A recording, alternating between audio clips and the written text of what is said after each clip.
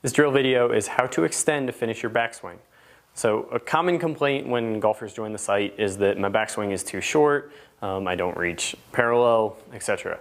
I'm not here to say that every backswing should reach parallel, but we're going to talk a little bit about how you would set the club by using more of your spine and less of your arms in order to create that full turn.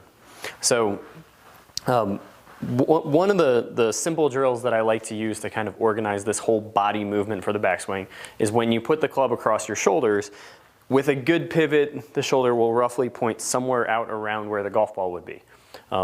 If you tend to stay flexed forward and you are unable to make a full turn, it would end up looking more like this, and it would be pointing kind of out over there. And what will happen is, if I stay flexed forward and I make my turn, you can see that my upper body tends to move a little bit more unless I kind of counterbalance that with what I do with my pelvis. But the other thing is now, because my chest is pointing way down there, I'm not able to really raise my arms past about this height. So if I have a look of kind of like that at the top of the swing, there's not much I could do with my arms or my hips or in order to create a more full turn. So if that's the case, if I've got a little bit of upper body sway, if I tend to have my arms bend in order to try to finish the backswing and get it up to parallel, oftentimes having a fuller body movement sets me up for a better position for the downswing. So what that's going to look like is, as I make my backswing, I'm actually going to stand up as I side bend.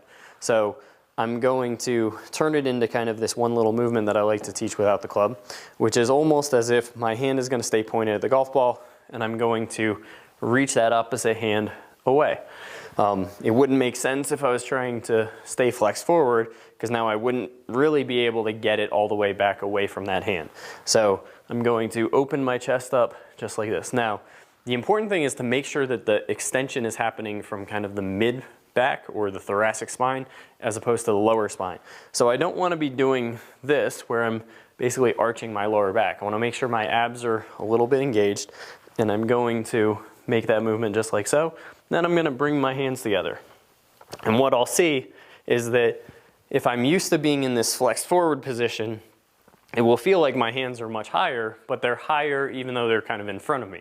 And that's because when my upper body extends, now keeping those arms straight, I'm able to get to a position where if I just hinged my wrist, the club would be relatively set. So then once I have done that 10, 15 times or so, and I have kind of this feeling of this upper body extension coupled with rotation while keeping the abs engaged, next I can add the club and try to recreate that same movement. Now, if I were to recreate that movement, bring the club across the shoulders, now that's pointing somewhere in the general area of the golf ball. So this is just kind of a breakdown movement of that club across your shoulders, or the shoulder blade tilt for the backswing. So if you're struggling with your upper body swaying off the ball, staying a little bit more flexed, this is a good overall idea and concept of how to finish your backswing without having your arms bend, without swaying off the ball. Now, I always like to tie the backswing movements to the downswing, because unfortunately, the backswing by itself, you can't really use contact or ball flight as an indicator of if you did a backswing movement correctly. So what ends up happening is, if I tend to shift more like this, I'm going to tend to be more of this upper body dominant pull. But if I get more of this side bend extension, I'm going to feel more weight in my right leg, I'm going to feel some pressure in that hip, and that's going to encourage some of the Jackson 5, the bump, the initiation of the downswing with the lower body. So if you're struggling, if it looks like your backswing kind of falls into this category and you have sequencing problems on the downswing, this is a good concept for you to kind of wrap your head around and experiment with on the range.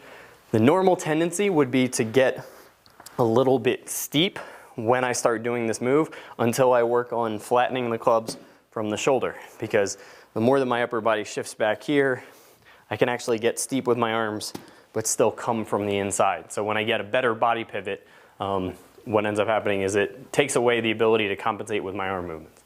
So review some of these backswing drills. Hopefully that helps you understand how to make a full turn if you see your arms bending or you see your upper body not quite getting a full turn. It's usually this extension. Make sure the extension is happening from your rib cage, not from your lower back.